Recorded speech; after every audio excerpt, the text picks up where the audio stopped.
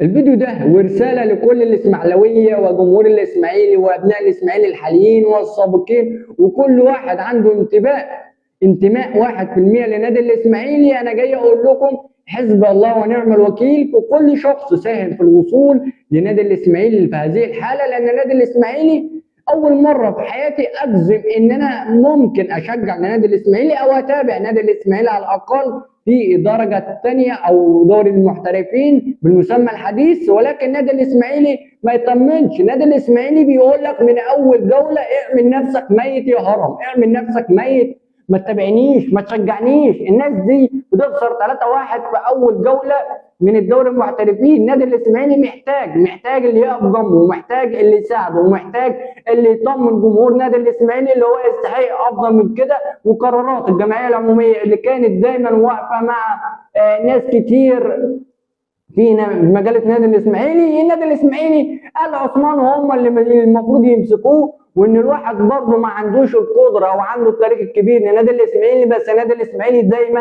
قال عثمان لما يمسكوا النادي الاسماعيلي بيروح لمكانه كويسه وبيكون حاله افضل، مش زي دلوقتي ومش زي السنه اللي فاتت واللي قبليها حاله يصعب على الكافر. فهنا ناس، انا بقول نادي الاسماعيلي يجب الناس تستثمر في نادي الاسماعيلي. نادي الزمالك، نادي الاسماعيلي عنده القدره وعنده الجمهور، واي مستثمر هيجي يحط رجله مع نادي الاسماعيلي هو كسبان. نادي جماهيري، نادي عنده شعبيه، نادي عنده اسمه الكبير في بطوله الدوري المصري. هتخش تحط فلوسك تقدر تستثمر، هتكون افضل مليون في المية من بيراميدز اللي ما عندوش جمهور.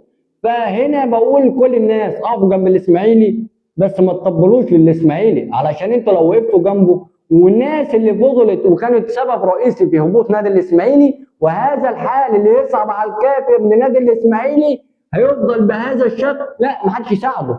لو الناس دي مشيت وغرت في 60 داهيه ونادي الاسماعيلي رجع وقف على رجله تاني وبقى قطب وبقى فريق كبير، مباراه الديربي الاهلي وزمالك، مباراه ديربي اسماعيلي واهلي واسماعيلي وزمالك، كل المباريات دي ترجع تاني علشان خاطر النادي الاسماعيلي يستاهل كل خير. النادي الاسماعيلي حرام شكله بقى، بص بجد بيخلي الواحد يزعل جدا وحزين. ده فريق من اكبر واعرق الفرق في افريقيا، اول فريق فاز ببطوله دوري ابطال افريقيا هو نادي الاسماعيلي.